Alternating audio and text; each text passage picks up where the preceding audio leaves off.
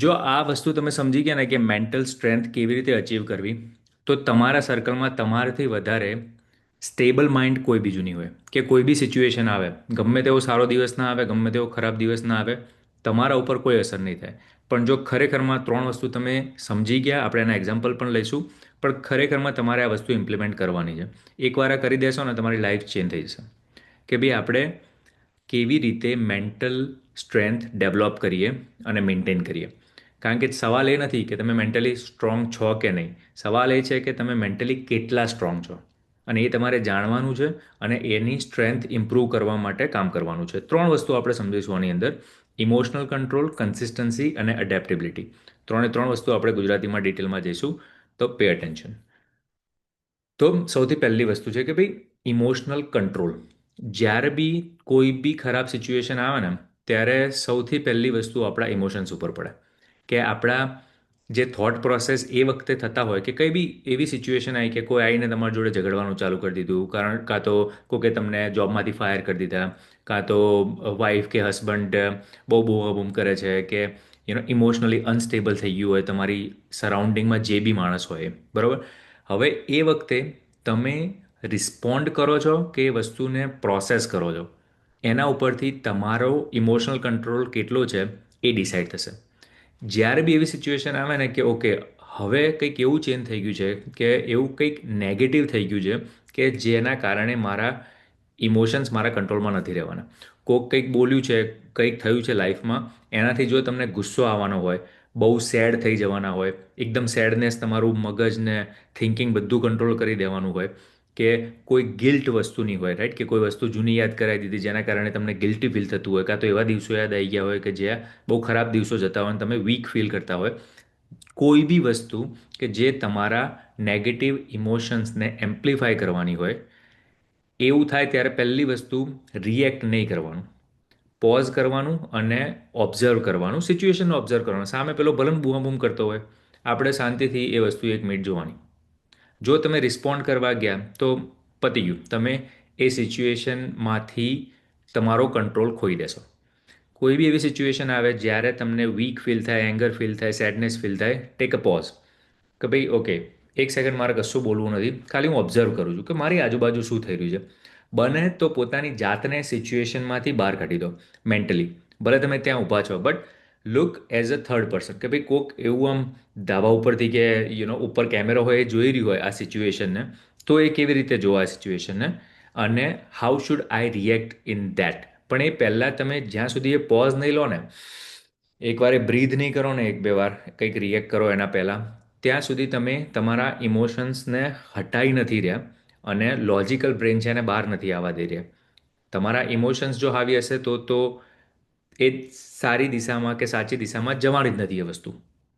Unless કે તમારી આજુબાજુવાળા લોકો એટલા મેચ્યોર હોય કે એ સમજે કે ભાઈ ઓકે, તમે અત્યારે ઇમોશનલી અનસ્ટેબલ થઈ ગયા છો આ સિચ્યુએશનના કારણે, તો તમને બેનિફિટ ઓફ ડાઉટ આપે. પણ 99% કેસમાં એવું નથી હોતું. એટલે આપણે આપણી ઇમોશનલ કંટ્રોલ આપણે જાતે જ ફિક્સ કરવાની છે. અને પહેલું સ્ટેપ છે એનું કે પોઝ લેવાનું. કઈ બી સિચ્યુએશન એવી થાય કે જે આપણા કંટ્રોલમાં ના લાગતી હોય, કે પેલા નેગેટિવ ઇમોશન્સ જે આપણે વાત કરીએ આવતા હોય, એ વખતે પોઝ લઈ લેવાની.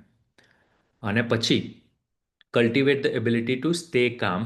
અને એ એબિલિટી કે ભાઈ જ્યારે બી ટફ ટાઈમ આવે ત્યારે હું કામ રહી શકું છું, અને એ પ્રેક્ટિસથી જ થશે. પહેલી વારમાં કદાચ નહીં થાય. પહેલી વારમાં કદાચ 5 સેકન્ડ જ તમે રોકી શકશો પોતાને કંઈક બોલ્યા પહેલાં. પણ તમે એ પ્રેક્ટિસ કરી રાખશો ને, તો તમે કોઈ બી નેગેટિવ સિચ્યુએશનમાં કામ થશો.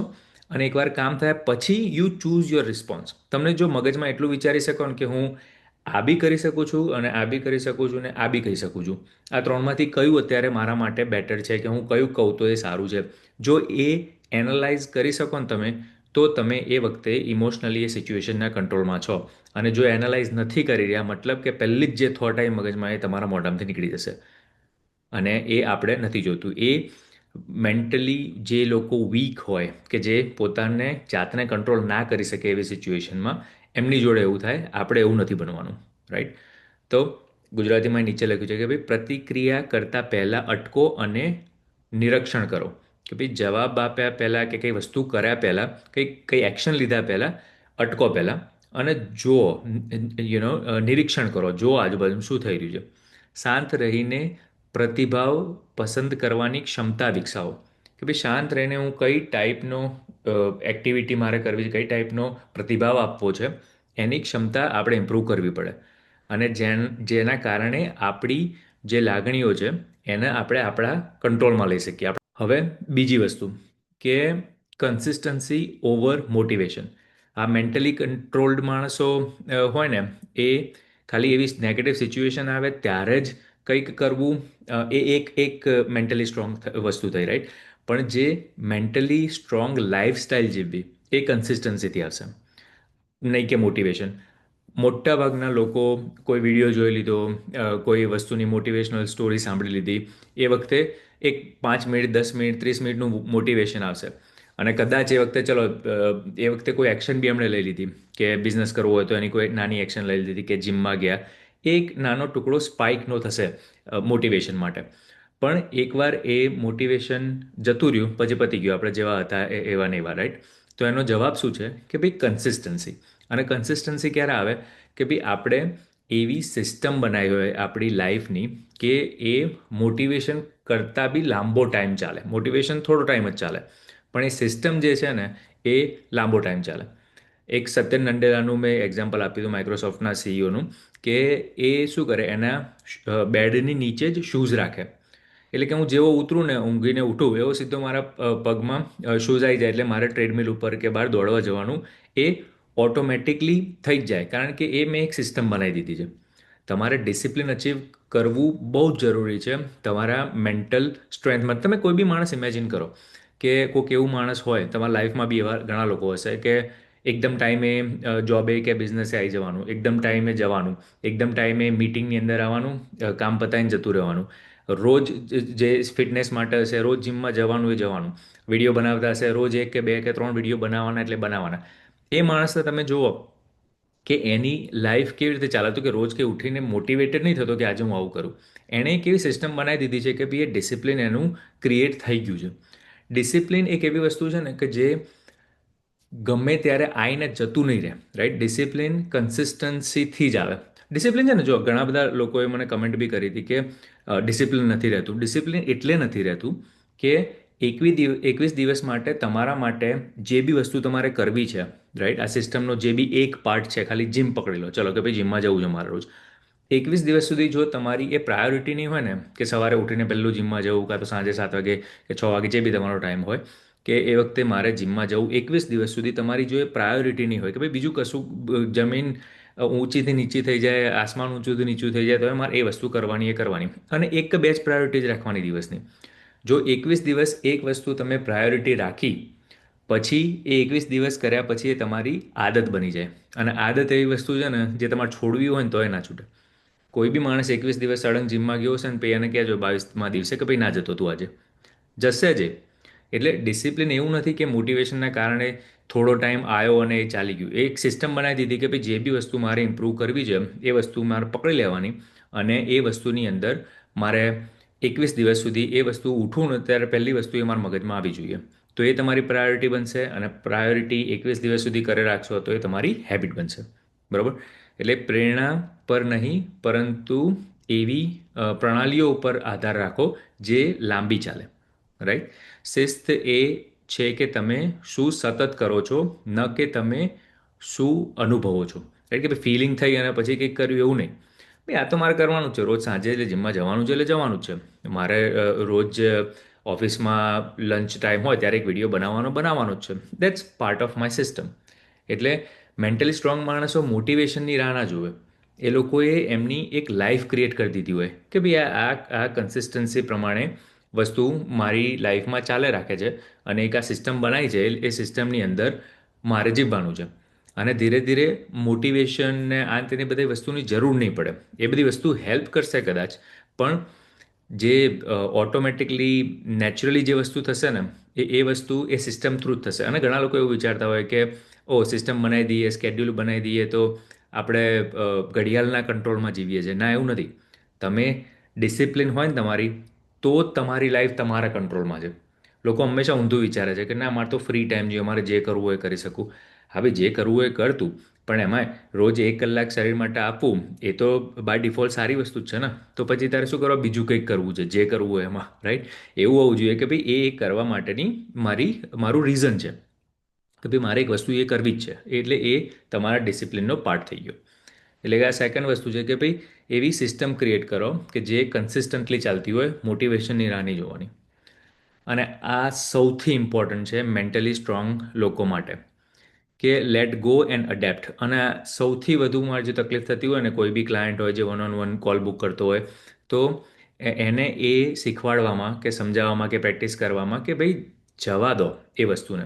કોઈ બી વસ્તુ જે નેગેટિવ થઈ હોય ને, જે તમારી એનર્જી ડ્રેન કરતી હોય, રાઈટ? તમારું કોઈ કલીગ હોય કે તમારા કોઈ રિલેટિવ હોય કે કોઈ તમારો ફ્રેન્ડ હોય, એણે કંઈક કર્યું, એણે કંઈક કીધું, કાં તો સિચ્યુએશન એવી આવી ગઈ. હવે એ સિચ્યુએશન તમારાથી ચેન્જ નથી થવાની, એને તમારે છોડવી જ પડે, એના સિવાય બીજો કોઈ રસ્તો જ નથી. તમે એમ કરો ને, કહો એણે આવું કર્યું તો મારે હવે ત્યાં જઈને આવું કરવું છે. તમે તમારો જ ટાઈમ બગાડો છો, તમારી જ એનર્જી બગાડો છો. અને દરેક માણસ જોડે એક લિમિટેડ એનર્જી હોય. હવે જો એનર્જી નેગેટિવ વસ્તુઓની અંદર ખર્ચાઈ ગઈ, તો પછી પોઝિટિવ વસ્તુઓ તમે કેવી રીતે કરશો? એવી વસ્તુઓ ક્યારે કરશો કે જેનાથી તમારો ગ્રોથ થાય, રાઈટ? એટલે લેટ ગો કરવું એ બહુ જ જરૂરી છે. કે જ્યાં સુધી લેટ ગો નહીં કરો ત્યાં સુધી તમે જે વસ્તુ પર ખરેખર ફોકસ કરવાનો છે એના ઉપર નહીં કરી શકો. તમે અત્યારે વિચારજો, પેન એન્ડ પેપર લઈને સાઈડમાં રાખો, કઈ વસ્તુ સૌથી વધુ તમારી એનર્જી લે છે, એમાંય કઈ વસ્તુ જે નેગેટિવ છે જે સૌથી વધુ તમારી એનર્જી લે છે. એ નીકળી જાય લાઈફમાંથી તો લાઈફ કેવી થઈ જાય, રાઈટ? અને adapt quickly when circumstances changes. કે ભાઈ બ્રેકઅપ થઈ ગયું, જોબ જતી રહી, રાઈટ? જે બી લાઈફમાં નેગેટિવ વસ્તુ થઈ કે ભાઈ સર્કમસ્ટન્સીસ ચેન્જ થઈ ગયા, પહેલાં રોજે જોબ જતા હતા, હવે જોબ નથી, કે પહેલાં પાર્ટનર હતો, રિલેશનશિપમાં હતા, હવે પાર્ટનર નથી, તો એ સિચ્યુએશન કે સર્કમસ્ટન્સીસ ચેન્જ થઈ ગયા.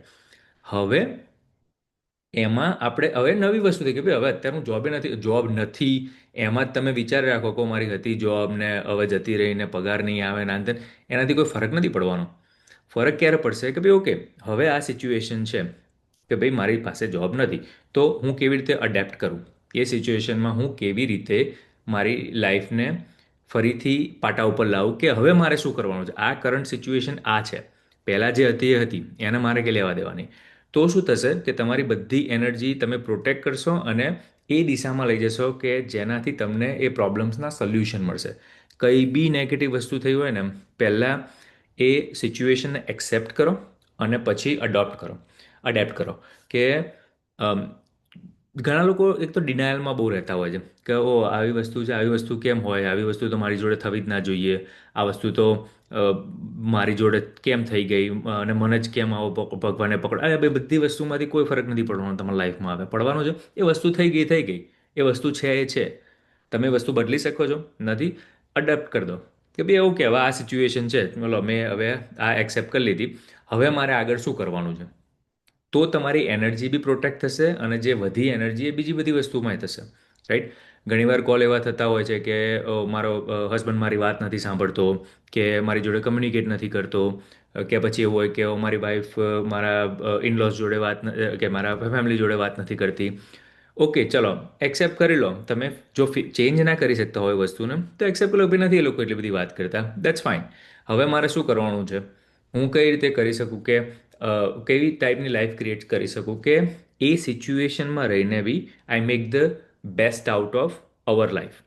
કે ભાઈ મારી લાઈફ બી બેટર થાય, પેરેન્ટ્સની લાઈફ બી બેટર થાય, તમારા સ્પાઉસની લાઈફ બી બેટર થાય. એ કેવી રીતે કરી શકું, આ સિચ્યુએશનને એકવાર સમજીને કે ભાઈ હવે આ નવી સિચ્યુએશન છે કે સર્કમસ્ટન્સીસ ચેન્જ થઈ ગયા છે. ઘણા લોકો ડિનાયલમાં રહે છે, એટલે સ્ટેપ કયા છે કે ભાઈ કોઈ વસ્તુ ચેન્જ થઈ પછી હવે એ સમજો તમે કે હવે નવી સિચ્યુએશન શું છે અને નવી સિચ્યુએશનમાં કેવી રીતે તમે બેટર લાઈફ કરી શકો. પણ પહેલું સ્ટેપ જ પાર ના કરો તમે કે ભાઈ ચેન્જ કેમ થઈ એ પકડીને જ બેહી રહો તમે, તો કશું સોલ્યુશન નથી આવવાનું, તમે આગળ વધવાના જ નથી. તમે એમાં ને એમાં, અને ઘણા બધા લોકો એમાં ને એમાં રહે છે. અને ક્યારે ખબર પડે છે ખબર છે? 60, 70, 80, 90 ના થાય ને ત્યારે ખબર પડે છે કે યાર એ વસ્તુ હું ખોટું પકડીને બેસી રહ્યો હતો કે બેસી રહી હતી. અને પછી ઇટ્સ ટુ લેટ, કશું નહીં થવાનું. સો કંઈ બી વસ્તુ નેગેટિવ થાય, સર્કમસ્ટન્સીસ ચેન્જ થઈ જાય તમારા લાઈફના, તો સૌથી પહેલાં તો જે વસ્તુઓ તમારી એનર્જી ડ્રેન કરી દેતી હોય એને જવા દો. અને જે નવી સિચ્યુએશન આવી એમાં તમારે કઈ રીતે એ સિચ્યુએશનમાં થ્રાઇવ થવાનું છે, ગ્રો થવાનું છે, એના ઉપર ફોકસ કરો. એ તમારી એનર્જી વેલ સ્પેન્ડ થશે. બરાબર. હવે આપણે અમુક એક્ઝામ્પલ લઈએ કે ક્રિટિસિઝમ અને ગ્રોથ, રાઈટ? કે ભાઈ તમારો મેનેજર હોય, એ તમારો પ્રોજેક્ટ તમે ખતમ કર્યો ને એણે એવું કીધું કે આ ભાઈ બરોબર પ્રોજેક્ટ નથી કર્યો. તો તમારે શું કરવાનું? તમે હવે તરત એવું કરવા જાઓ કે અરે સર શું નહીં કર્યો, મેં તો કર્યો, તો મેં તો બધો ટાઈમ આપ્યો, તો આટલા બધા અવર્સ મેં કર્યા, તમે કહો છો મેં પ્રોજેક્ટ બરોબર નહીં ખતમ કર્યો, હવે 2 અઠવાડિયા લેટ થઈ ગયો, આમાં શું થઈ ગયું, અંદર શું થશે એનાથી? તમે તમારું ને તમારા મેનેજરનું રિલેશન વધારે ખરાબ કરો છો, રાઈટ? કે કશું એમાંથી તમને શીખવા નહીં મળે. એના પછી મેનેજર સાચો હોય ખોટું હોય તો બે નંબરની વસ્તુ છે. પણ આપણે પહેલાં શું કરવાનું કે ભાઈ આવું એણે ક્રિટિસાઇઝ કર્યો તમારો પ્રોજેક્ટ, તો એક સ્ટેપ લો. યુ બ્રીથ, કે શ્વાસ લો. Okay, let me understand the situation. એટલે શું થયું? આપણે પહેલી વસ્તુ શીખવાડી હતી એ થઈ કે ભાઈ ઇમોશનલ કંટ્રોલ કરવાનો, બરાબર. પછી હવે આસ્ક ફોર ફીડબેક અને ગ્રો, કે ભાઈ ઓકે, તમે કહો છો આ લેટ થયું, તો કઈ રીતે હું ઇમ્પ્રૂવ કરી શકું, રાઈટ? તો તમારું રિલેશનશિપ બી ના બગડ્યું બોસ જોડે, તમને કંઈક શીખવા બી મળશે, નવી વસ્તુ બી જાણવા મળશે. તો આ જે આપણે પોઈન્ટ લીધો હતો કે ભાઈ લેટ ગો એન્ડ અડોપ્ટ, કે ભાઈ ઓકે એને નહીં ગમે પ્રોજેક્ટ મેં કર્યો, જવા દો, હવે હું કેવી રીતે અડોપ્ટ કરી શકું. અને આ વસ્તુ તમે જ્યારે બી કોઈ બી નેગેટિવ ફીડબેક આવે ત્યારે આ સેમ વસ્તુ ઇમ્પ્લિમેન્ટ કરવાનું કે ઓકે હું કઈ રીતે ઇમ્પ્રૂવ કરી શકું, તમારો ફીડબેક શું છે. તો એ તમારી એક કન્સિસ્ટન્સી થઈ જશે કે ઓકે જ્યારે બી મને નેગેટિવ ફીડબેક મળે ત્યાંનું પૂછું કે શું ઇમ્પ્રૂવ કરી શકું છું. And that becomes you and that person is mentally really strong, right? Okay, so relationship frustration, right? બીજું એક્ઝામ્પલ આ લઈએ અને ઘણા બધા લોકો આમાંથી જતા હોય છે કે ભાઈ લેટ્સ સે કે ભાઈ તમારા પાર્ટનરે કંઈક એવું કહી દીધું જે એકદમ ફ્રસ્ટ્રેટિંગ છે.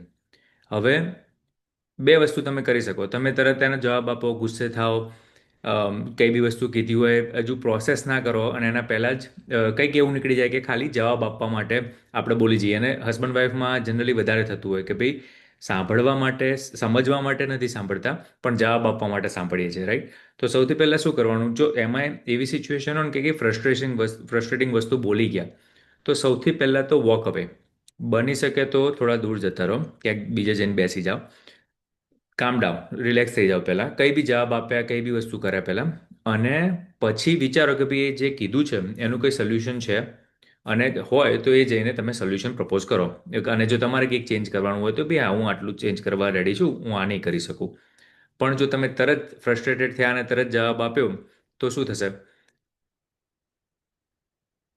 ઝઘડા, રાઈટ? અને ઘરમાં એકવાર તમે કોઈને કહી દીધું ને, સ્પેશિયલી જેની જોડે આપણે આખી જિંદગી કાઢવાની છે, એને કંઈક કહી દીધું અને જો એ મગજમાં રહી ગયું તો શું થશે કે એ આગળ બીજા કોઈ ઝઘડા થશે ને તો બી એ વસ્તુ પાછી આવશે કે ઓ પેલા દિવસે તો તે આવું કીધું હતું, રાઈટ? તો કંઈક જવાબ આપીએ, કંઈક બોલીએ, કંઈક કરીએ ફ્રસ્ટ્રેશનમાં, એના કરતાં એક સેકન્ડ માટે દૂર જતું રહેવું સારું, શાંત થવું સારું, અને પછી સોલ્યુશન વિચારીને કે પછી શું કહેવું છે વિચારીને પાછું આવવું સારું, રાઈટ? બીજી એક આપણે એક એક્ઝામ્પલ લઈએ કે ભાઈ સ્ટોક માર્કેટમાં લોકો ઇન્વેસ્ટ કરતા હોય છે, એમાં સ્પેશિયલી જે લોંગ ટર્મ ઇન્વેસ્ટમેન્ટ કરતા હોય છે. આપણે જે એજ્યુકેશન વિડીયો બનાવ્યા છે, એજ્યુકેશનલ વિડીયો ઇન્વેસ્ટમેન્ટ માટે, તો જે ભાઈ ઇન્વેસ્ટમેન્ટ લોંગ ટાઈમ માટે હોય, શોર્ટ ટાઈમ માટે જુગાર હોય. તો એવું નહીં બધા માટે, પણ 99% લોકો માટે દેટ સ્ટેટમેન્ટ ઇઝ ટ્રુ. તો હવે ધારો કે માર્કેટ ડાઉન ગયું, 2021માં ડાઉન ગયું હતું, 2008માં ડાઉન ગયું હતું, 19માં ડાઉન ગયું હતું. દર વખતે માર્કેટ ડાઉન જાય છે અને પછી પાછું આવે છે. હવે 2008માં બી આટલા બધા ટાઈમ માટે ડાઉન ગયું હતું, ત્યારે જે લોકો એ વખતે વેચી કાઢ્યા ને એ 2013માં બધા પસ્તાતા હતા કે ભાઈ વેચી કાઢ્યું. 2013માં બધું પાછું આવી ગયું હતું ને થોડો ઘણો પ્રોફિટે થવાનું ચાલુ થઈ ગયું હતું. લાંબો ટાઈમ કોને કહેવાય કે ભાઈ 10 વર્ષ, 20 વર્ષ, અને તમે ડોલર કોસ્ટ એવરેજિંગ કરે રાખો તો લાંબા ટાઈમે એનો ગ્રોથ થવાનો છે. એનો આપણે થોડું ઇન્વેસ્ટમેન્ટ ડિસ્કશનમાં આવી ગયા, બટ કહેવાનો મતલબ એ છે કે ભાઈ માર્કેટ જ્યારે ઉપર નીચે થાય છે, સ્ટોક માર્કેટ, ત્યારે આપણે કામ રહેવાનું. એવું નહીં કે ગભરાઈ નહીં જવાનું, તરત તરત કોઈ ડાઉન ગયું છે હાલ હાલ વેચી કાઢું, રાઈટ? શાંતિથી પહેલાં વિચારો કે ભાઈ આવું પહેલાં થયેલું છે, અત્યારે જે કારણે આ માર્કેટ ડાઉન જઈ રહ્યું છે એ ખરેખર કારણ એટલું સોલિડ છે કે ભાઈ કોઈ ન્યૂઝના કારણે કે કોઈ ટેરિફની વસ્તુ હોય એના કારણે અત્યારે ડાઉન ગયું છે અને પાછું આવવાનું ચાન્સીસ કેવા લાગે છે? એકવાર તમે વિચારો, પછી જો તમને ખરેખર એવું લાગે કે ના હજુ તો વધારે ડાઉન જશે, અને તમારી જે ફાઇનાન્શિયલ ડિસિઝન તમે લેતા હોય, પણ ઇમોશન્સમાં આવીને તરત ઊંચા નીચા થઈને નહીં લઈ લેવાનું. ટેક યોર ટાઈમ કે ભાઈ મારે અત્યારે આ સિચ્યુએશનમાં શું કરવાનું છે. તો એમાં આપણા જે સ્ટેપ આગળના હતા એ આમાં બી ઇમ્પ્લિમેન્ટ થશે કે ભાઈ સૌથી પહેલાં તો ઇમોશનલ કંટ્રોલ કરી દેવાનું કે ભાઈ ડાઉન ગયું છે, okay, that me first stay emotionally stable. પછી કન્સિસ્ટન્સી ઓવર મોટિવેશન, કે ભાઈ ડાઉન ગયું તો હાલ લઈ લઉં કે વેચી કાઢું, એ બધું કર્યા કરતાં બી આપણે જે કન્સિસ્ટન્સી ડોલર કોસ્ટ એવરેજ કરવાની હોય કરે રાખવાની. અને લેટ ગો, જો એવું કોઈ વસ્તુ હોય કે જે ચેન્જ થઈ જવાની હોય તો લેટ ગો અને મે બી અડેપ્ટ. કદાચ તમને એવું થાય કે ડાઉન ગયું વેચ્યું એના કરતાં તો આજે થોડા કેશ પડ્યા છે, કદાચ એ બાય કરી લઉં તો બેટર રહે. આ તો એક એક્ઝામ્પલ આપું છું. પણ એ તમે જ્યાં સુધી એ સિચ્યુએશનને એક દૂરથી નહીં જુઓ, જ્યાં સુધી જે નેગેટિવ ફિયર છે એ તમને અડેપ્ટ કરી તે તમારું મગજને કવર કરી દીધું છે, એને જવા નહીં દો અને પછી નવી સિચ્યુએશનમાં અડેપ્ટ નહીં કરો ત્યાં સુધી તમે સરખું ડિસિઝન નહીં લઈ શકશો. એટલે માર્કેટ વોલેટિલિટી હોય ત્યારે બી મેન્ટલી સ્ટ્રોંગ રહેવું બહુ જરૂરી છે તમારા ફાઇનાન્સીસ માટે પણ. પછી આપણે ડેલી ડિસિપ્લિનની વાત કરી હતી કે ફોર એક્ઝામ્પલ કે તમારે રોજ 20 મિનિટ ચાલવા જવું છે, રાઈટ? અને એકવાર નક્કી કર્યું કે ભાઈ જવાનું એટલે જવાનું, even if you don't feel like it, કે ભાઈ નથી આજે મજા આવતી, આજે થાકી ગયો છું. 20 મિનિટ ચાલવામાં કોઈ એટલો બધો થાક ના લાગે. તમે નીચે ઘરની નીચે બી આંટો મારવા જાઓ ને 20 મિનિટ માટે તો બી એ થઈ શકે, રાઈટ? અનલેસ કે તમે ખરેખર સિક હોય, તાવ આવ્યો હોય કે માદા પડ્યા હોય તો વસ્તુ અલગ છે. પણ ખાલી આળસ હોય એ વસ્તુ તમારે જો એ વિન કરવી હશે, આ 20-20 મિનિટ વોક તમને આખી લાઈફમાં કેટલો ફાયદો અપાવશે એની તમને ખબર છે. તો પછી શું કરવા, આપણે એકવાર ડિસાઇડ કરેલું છે એ વસ્તુને કે, અને ડિસિપ્લિન છે કે આટલા વાગે હું 20 મિનિટ વોક કરવા જાઉં છું, ખાધા પછી હું 10 મિનિટ વોક કરવા જાઉં છું, લંચ અને ડિનર બંને, અને એ મારી રૂટીન છે. ખાવા માટે કોઈને કહેવું પડે છે? એ તો ડિસિપ્લિનથી થઈ જાય છે, રાઈટ? તો પછી ચાલવા માટે કેમ કહેવું પડે, રાઈટ? એ બી એ વસ્તુનું પાર્ટ જ હોવું જોઈએ ને, કરેક્ટ? પછી content momentum, right? For example કે તમારે એવું નક્કી કર્યું હોય કે ભાઈ 3 વાર તમારે વીકમાં પોસ્ટ કરવું છે, રાઈટ? હું દિવસમાં 3 વાર પોસ્ટ કરું છું. ઘણીવાર 1 વાર કરું, 2 વાર કરું, ઘણીવાર 5-5 વાર બી થઈ જાય. પણ આપણે એક ડિસિપ્લિન એવું હોય કે ભાઈ મારે વીકમાં 3 વાર તો કરવું જ છે, ભલે ગમે તેટલો બિઝી હોઉં, રાઈટ? અને months letter your brand has momentum and clients, કે ભાઈ મહિનાઓ સુધી તમે એ કરો પછી તમને ક્લાયન્ટ મળવાના ચાલુ થઈ જાય, જે બી તમે વસ્તુ વેચતા હોય, કે ઇવન વ્યૂઝ આવવાના ચાલુ થઈ જાય જો તમારો એ ગોલ હોય તો. પણ ત્યાં સુધી પહોંચવા માટે તમારે એક કન્ટેન્ટ મોમેન્ટમ થવી જ જોઈએ, કે જે વસ્તુ કન્સિસ્ટન્સીના કારણે છે અને એના કારણે તમે મેન્ટલી, ફિઝિકલી, તમારા ફાઇનાન્શિયલી અને તમારા કરિયરમાં બી તમે સ્ટ્રોંગ થશો. પણ શરૂઆત ક્યાંથી થઈ કે મેન્ટલી હું સ્ટ્રોંગ હતો, ગમે તે ના થાય, ભલે કોઈ વ્યૂ નહીં આવતું, ભલે કોઈ વિડીયો નહીં જોતું, મારા 3 વિડીયો અપલોડ કરવાના એટલે કરવાના. 6 મહિના સુધી 3 વિડીયો એવરી વીક હું અપલોડ કરું અને પછી બી રિઝલ્ટ ના આવે તો પછી જોઈ જશે. પણ એકવાર તમે ચાલુ કરશો ને, પહેલું અઠવાડિયું કરશો, બીજું અઠવાડિયું કરશો, પેલું થશે સારું, પેલું કર્યું હતું ને તો એ ચાલ્યું હતું, એટલે થોડું એ વધારે ચેન્જ કરીને જોઈ જોવું. એ તમે જ્યાં સુધી મોમેન્ટમ નહીં ચાલુ થાય ત્યાં સુધી ધીરે ધીરે શીખશો. પણ એ ધીરે ધીરે શીખવાવાળું આખું મગજમાં તમને એકી સાથે પિક્ચર નથી આવી જવાનું. તમારે શરૂઆતમાં તો ભાઈ મારા સિસ્ટમની અંદર, આપણે જે સિસ્ટમ ક્રિએટ કરવાની કીધી ડિસિપ્લિન માટે, એની અંદર એ આવે છે કે મારા અઠવાડિયાના 3 વિડીયો અપલોડ કરવાના.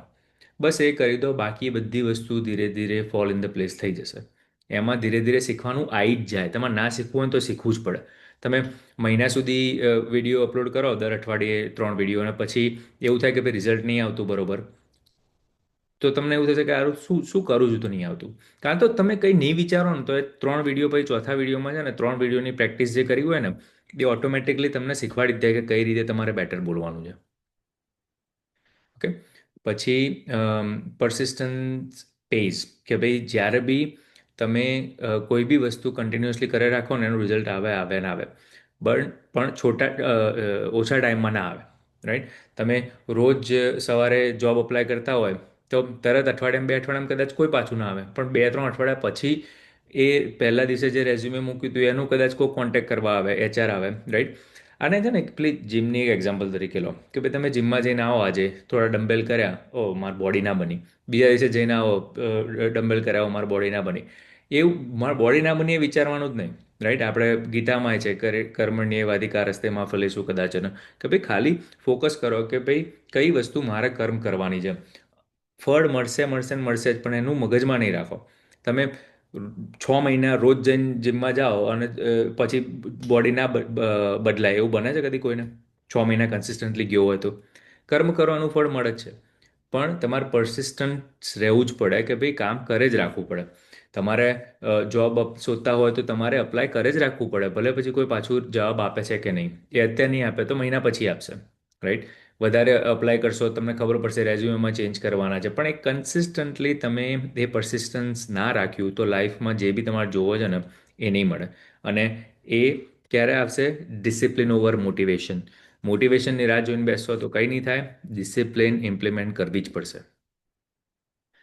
હવે રિસ્પેક્ટ એન્ડ ડિસ્ટન્સ, કે ભાઈ કોઈ ફ્રેન્ડ હોય ને તમારો કે જે તમને રિસ્પેક્ટ ના આપતો હોય, કે જે તમારું ના સાંભળતો હોય, કાં તો તમે કંઈક કરતા હોય તો તમને પાછો પાડવાનો ટ્રાય કરતો હોય, કે એ વસ્તુની મજાક ઉડાવતો હોય, તો એના ઉપર ગુસ્સે થયા કરતાં કે તમારી એનર્જી ડ્રેન કર્યા કરતાં you distance your self and focus on your wellbeing. ભાઈ તારી માથાકૂટમાં મારે નહીં પડવું, હું તારાથી દૂર ભલો છું, મને મારું કામ કરવા દે, મારે આ વસ્તુ શીખવી છે અને હું મારી જાતને બેટર કરવા માગું છું અને હું મેન્ટલી હેલ્ધી રહેવા માગું છું.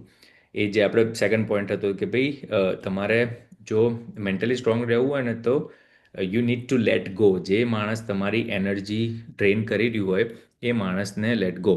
એવું નહીં કે, અને ઘણીવાર એવું હોય કે આપણે ફેમિલી મેમ્બર જ હોય, રાઈટ? તો આપણે એમને તો લેટ ગો ના કરી શકીએ, પણ બોધર નહીં થવા દેવાની એ વસ્તુને, કે ભાઈ હા ભાઈ તમારે આવી રીતે કરવું છે, વાંધો નહીં, લાવ કરી દઈએ, પછી હું મારું કામ કરું છું. That's it, right? So, when a friend or relative stops, respecting you or giving you more negative energy than you want to take, કોઈ માણસ એવું હોય ને જેમ હસીને તમારી જોડે વાત ના કરી રહ્યું હોય, કે ભલે ચાલો કોઈક દિવસ કોઈ રિસાઈ ગયું હોય, બરોબર છે, પણ જે નેચરલી તમને આવીને તમારી સામું જોઈને એક સ્માઇલ ના આપી શકે, તમારા હાથ પકડીને ફ્રેન્ડ હોય તો હગ ના કરી શકે, તો એ બધી વસ્તુઓ જો પોઝિટિવ એડ નથી થતી તો પછી શેનો ફ્રેન્ડ, રાઈટ? તો એ વસ્તુથી દૂર થઈ જવું સારું, જેટલું બને એટલું, અને તમે તમારા વેલબિંગ ઉપર ફોકસ કરો, બરોબર? અને એ વસ્તુ ધીરે ધીરે તમને મેન્ટલી સ્ટ્રોંગ કરશે, કારણ કે તમે ફ્રેન્ડ વગર બી યુ વિલ બી ઓકે. ઘણા લોકોને બહુ પેલું એ વીકનેસ હોય છે કે ભાઈ હું એકલો કેવી રીતે રહી શકું, કે હું એકલી કેવી રીતે રહી શકું, એટલે જે રિસ્પેક્ટ ના કરતું હોય ને એની જોડે તો બી રહેવાનો ટ્રાય કરશે. શું કરવા? જ્યારે તમને એવું લાગે કે આ માણસ હવે આપણે એ ફ્રીક્વન્સી મેચ નથી થતી, ઇટ્સ ઓકે, એકલા રહેવું સારું. આબાબાજીનો ફોટો છે રાઈટ સાઈડ, સંન્યાસી નહીં થઈ જવાનું, પણ એટલીસ્ટ એકલા રહેવામાં કોઈ વાંધો નથી, કે ભાઈ હું શાંતિથી મારું કામ કરી રાખીશ, હું મારા વેલબિંગનું ધ્યાન રાખીશ, મારે નથી કોઈ ફ્રેન્ડ્સની જરૂર જો એ મને રિસ્પેક્ટ બી ના આપી શકતો હોય, રાઈટ? તો એવી બધી વસ્તુઓ રિમૂવ કરવાનો ટ્રાય કરો જે તમારી એનર્જી ડ્રેન કરી દેતું હોય. અને learning from failure, this is very important to. જ્યારે બી કોઈ સક્સેસફુલ માણસને મેં જોયો છે ને, એ એના જૂના કિસ્સા ક્યાં ને જેમાં એણે સક્સેસ ના મળી હોય એને દર વખતે એન્ડમાં તો એવું જ હોય કે હું આર્યું શીખ્યો એમાંથી, કે આ વસ્તુમાંથી મેં આ વસ્તુ અડેપ્ટ કરી, તો નેક્સ્ટ ટાઈમ છે ને મેં આ વસ્તુ નથી કરી. અને જે માણસ હંમેશા ફેલ જ થઈ રાખે છે, કાં તો જે માણસ છે એટલા બધા ટ્રાય નથી કર્યા, ખાલી એક બે ટ્રાય કર્યા હોય અને એમાં ફેલ થયો હોય, એના મગજમાં એ જ હોય કે આ પેલું આ બરોબર ક્લાયન્ટ ના મળ્યા, કે ઓ બિઝનેસ નહોતો બરોબર, કે મારા જોડે એટલા પૈસા નહોતા. એ છે ને એવી વસ્તુઓ ઉપર નાખી દે કે જે એમના કંટ્રોલમાં ના હોય, રાઈટ? તો આપણે એવું નહીં બનાવવાનું, આપણે એવું બનાવવાનું છે કે ભાઈ ઓકે આ ફેલ થયું, શું થયું? મે બી આ બિઝનેસ કદાચ મારા માટે નહોતો કારણ કે મારામાં આ સ્કિલ્સ નથી, તો એ તમારામાં સેલ્ફ અવેરનેસ આવશે, રાઈટ? પછી કોઈ પ્રોજેક્ટ કર્યો હોય, ફેલ થયો, ઇટ્સ ઓકે, આમાંથી આ શીખ્યા, ચાલો હવે બીજામાં આપણે ટ્રાય કરીશું. ઘણી બધી વસ્તુઓ જે મેં મારા કરિયર કોચિંગના ડેઝથી કે એન્જિનિયરિંગ મેનેજર, એન્જિનિયરિંગ ડિરેક્ટરના ડેઝમાં જે હું કરાવતો હતો એ વસ્તુ અત્યારે મને આપણે ગુજરાતી ચેનલમાં અમુક વાર લોકોને મનોરંજન કોચિંગ કરાવતા હોય કરાવતો છું. 6 6 8 8 વર્ષ પહેલાં જે બીજાને કરાવતો હતો પછી એ વસ્તુ જતી રહી, પણ એ વસ્તુ એ બહુ મોટી નથી બની, પણ એમાંથી જે શીખ્યો હતો એ હવે મોટી બની રહી છે, રાઈટ? એટલે લાઈફમાં કોઈ બી વસ્તુમાં તમે ફેલ થાવ ને એમાંથી કંઈક શીખ્યા જ હોય, પણ આપણે શીખવા ઉપર ફોકસ નથી કરતા અને ફેલ થયું એના ઉપર ફોકસ કરીએ છીએ. એ માઇન્ડસેટ ચેન્જ કરી નાખો ને, that is a way to live a strong mindset persons life, right? કે ભાઈ સાઈડ પ્રોજેક્ટ કર્યો, ફેલ ગયો, વાંધો નહીં, શું શીખ્યા આમાંથી, કાં તો પછી એને જ પ્રોજેક્ટમાં શું આપણે ચેન્જ કરી શકીએ અને ફરીથી ટ્રાય કરી શકીએ, રાઈટ? ઇલાન મસ્કે રોકેટ છોડ્યું, પહેલું ફેલ ગયું હતું, બીજું ફેલ ગયું હતું, આઈ થિંક ત્રીજું ફેલ ગયું હતું કે ચોથું ફેલ ગયું હતું, પણ ચોથામાં પછી ઉપડી ગયું. પણ એણે શીખ્યું કે ભાઈ આગળ શું ભૂલો કરી હતી, અને તો આખું આખું રોકેટ હતું. આપણે તો નાના નાના પ્રોજેક્ટ કરીએ છીએ, ફેલ થયા તો થયા, આપણે એમાંથી શીખીને આપણે આગળ બીજી વસ્તુ ના કરીએ, રાઈટ? અને ગ્રોથ ઓવર અપ્રુવલ, બીજાના અપ્રુવલમાં નહીં જાઓ. ધારો કે અહીંયા બહારના દેશોમાં બહુ થતું હોય કે કોઈ તમારા એક્સન્ટને મોક કરતું હોય રાઈટ, કે ભાઈ આ તો ઇન્ડિયન એક્સેન્ટમાં બોલે છે, અમેરિકામાં હોય કે કેનેડા હોય કે ઓસ્ટ્રેલિયા ગમે ત્યાં હોય તમે માણસ રાઈટ. હવે તમે એમ થઈ જાઓ કે મારા એક્સેન્ટ ઉપર બોલ્યો, હું મારું હવે અહીંયા આ કન્ટ્રીમાં સક્સેસ નહીં મળે મને. એના કરતાં તમે કે એક્સેન્ટ ઉપર હશે એટલે હા એવી આમ લાઇટ વસ્તુ, મારું ટેલેન્ટ શું છે, હું કેટલી મહેનત કરવા તૈયાર છું એ તને નહીં ખબર ને તારે ખાલી એક્સેન્ટ જોવે છે. એને સામું તમે હસો સ્માઇલ કરીને ઇગ્નોર કરો અને પોતાનું કામ કરે રાખો. ટાઈમ થશે 6, 8, 12 વર્ષ પછી એ માણસ તમારા નીચે કામ કરતો હશે. એક્શનનો કોઈ ફરક નહીં પડતો. રાઈટ, એટલે કીપ પ્રેક્ટિસિંગ. જે વસ્તુ તમે કરતા હોય, વિડીયો બનાવતા હોય ને કોઈ કહે આ શું એક્શનમાં વિડીયો બનાવે છે. મારી ઇંગ્લિશ ચેનલમાં હતા શરૂઆતમાં, જ્યારે આપણે એ વખતે તો ઇંગ્લિશ એટલું બધું નહોતું આવડતું, આપણે ગુજરાતી મીડિયમવાળા. તો તો ના ફાવતું હોય તો ઇટ્સ ઓકે. મને જે આવડે છે, મેં જે કર્યું લાઈફમાં મને ખબર છે ને, મારે શું કરવા બીજાને ના અપ્રુવલની જરૂર છે. આપણે આપણી રીતે કરે રાખો. શરૂઆતમાં કેવું થશે, મે બી 100માંથી 60 જણા ને તમે નહીં ગમો. ટાઈમ્સ આવશે જ્યારે તમે ઇમ્પ્રૂવ થશો, તમે નવી વસ્તુઓ કરશો, તમે વધારે સ્પ્રેડ થશો, અને ફ્યુચરમાં એવું થઈ જશે કે ભાઈ 100માંથી 20 જ નહીં ગમો. અને ઇટ્સ ઓકે. ભલે ને 100માંથી 90 ના ગમો, 10 માણસને તો તમે વેલ્યુ પ્રોવાઈડ કરો છો ને, that's your growth. Just focus on that. અને જે પેલું છે ને, એક વસ્તુ છે કે વોરન બફેટે કીધું હતું કે જે લોકો તમારી લાઈફ એવી જીવવી જોઈએ કે તમે ઈચ્છો છો કે જે માણસ તમને પસંદ કરે એ તમને પસંદ કરે છે. પ્રોબ્લેમ એ છે લોકોનો કે એ ઈચ્છે છે કે બધા લોકો એમને પસંદ કરે, અને એટલે એ કદી ખુશ નથી રહી શકતા. કે ભાઈ ઈચ્છો કે મારે બીજાને પસંદની જરૂર જ નથી, હું મારો ગ્રોથ થઈ રહ્યો છું, હું એના ઉપર ફોકસ કરીશ અને હું ગ્રો કરી રાખીશ. Growth over approval. બરાબર, તો આ મેઇન 3 વસ્તુ યાદ રાખવાની કે ભાઈ સમરી, આ જે સમરી છે 3 વસ્તુઓની, કે ભાઈ ઇમોશનલ કંટ્રોલ કરવાનો. ગમે તે વસ્તુ ઊંચી નીચી થઈ જાય તમારી આજુબાજુમાં, ઊંડો શ્વાસ લો. રાઈટ, ફીડબેક માગો. જો કોઈ તમારા બોસે તમારો ઇમોશનલ કંટ્રોલ હલાવ્યો હોય કે એમાંથી શું આપણે ગ્રો કરી શકીએ. રિલેશનશિપ હોય તો શાંત રહો. રાઈટ, કે પછી ઇન્વેસ્ટમેન્ટ કર્યું હોય તો લોંગ ટર્મ તમારો પ્લાન શું, બિઝનેસ બી હોય તો લોંગ ટર્મ પ્લાન શું હતો એના ઉપર ફોકસ રહો. ઇમોશન્સના કારણે ઊંચા નીચા નહીં થાય. હું ઇમોશન્સના લીધે ડિસિઝન ના લેશો. That's a very first sign of mentally weak people, કે જે એના ઇમોશન પ્રમાણે બધું ચેન્જ કરી શકતું હોય. બી સ્ટ્રોંગ. રાઈટ. બીજી વસ્તુ છે કન્સિસ્ટન્સી, કે ભાઈ ડેલી ડિસિપ્લિન. તમારે હેલ્થ સુધારવી છે, ડેલી જિમમાં જવાનું એટલે જવાનું. તમારે કન્ટેન્ટ ક્રિએટર બનવું, ડેલી વિડીયો અપલોડ કરવાના એટલે કરવાના. તમારે મેનેજર બનવું છે, ડેલી વિડીયો એવા જોવો, ટેકનોલોજી એવી શીખો કે જેની વધારે જરૂર હોય. રાઈટ. પરસિસ્ટન્સી તમને સક્સેસ આપશે, કન્સિસ્ટન્સી જ તમને સક્સેસ આપશે. અને લેટ ગો. જે બી વસ્તુઓ તમારી એનર્જી ડ્રેન કરતું હોય એની તમારી લાઈફમાં જરૂર નથી. એ વસ્તુને ઇગ્નોર કરતા શીખી જાઓ, અને કરી જ શકો છો. ગમે તેવું ના હોય, તમે ઘણા લોકો એવા કે તમારા પાર્ટનર જ મારી એનર્જી ડ્રેન કરી દે છે, એ બી તમે ઇગ્નોર કરી શકો છો. કામથી કામ રાખો, ટાઈમ સ્પેન્ડ કરો. જ્યારે પોઝિટિવ ટાઈમ હોય ત્યારે નેગેટિવ દિશામાં જાય, ઓકે ભાઈ લેટ્સ ટેક અ બ્રેક, તું આ રૂમમાં બેસ, હું મારો આ રૂમમાં જઈને મારું કામ કરું છું. રાઈટ. તો distance the negativity. Learn and pivot from failure. કે ભાઈ ફેલિયર થતું હોય તો એમાંથી શીખવાનું. એમાં એ વસ્તુના લીધે રોકાઈ નહીં જવાનું. અને વેલ્યુ ગ્રોથ ઓવર અપ્રુવલ. કે ભાઈ ગ્રોથ શેનાથી થાય છે એના ઉપર તમે વેલ્યુ કરો, બીજાના અપ્રુવલની રાહ નહીં જુઓ. બરાબર. તો અને આ કન્ક્લુઝન છે કે ભાઈ by mastering emotional control, practising consistency and learning to let go and adapt, you build unshakeable mental strength. કે ઇમોશન્સને તમે કંટ્રોલ કરીને, કન્સિસ્ટન્ટલી તમારે જે કરવું છે વસ્તુની પ્રેક્ટિસ કરીને, અને લર્નિંગ ટુ લેટ ગો, કે ભાઈ જવા દો ને નેગેટિવ વસ્તુઓને, જવા દો લાઈફમાંથી. અને જે એ નવી સિચ્યુએશન છે એ સિચ્યુએશનમાં તમે કઈ રીતે બિહેવ કે થિંક કે પ્લાન કરવા માગો છો એના ઉપર ફોકસ કરો. અને પછી તમારો મેન્ટલ સ્ટ્રેન્થ એટલી સ્ટ્રોંગ થઈ જશે ને કે બીજું કોઈ એ વસ્તુ તમને નહીં હલાવી શકે. ઓકે, ચલો, ગમ્યું હોય તો વિડીયો નીચે કમેન્ટ કરજો, શેર કરજો, લાઈક કરજો, અને હોપફુલી બીજા વિડીયો જોજો તો જેને બી હેલ્પની જરૂર હોય હેલ્પ મળી શકે. ચાલો, ટેક કેર.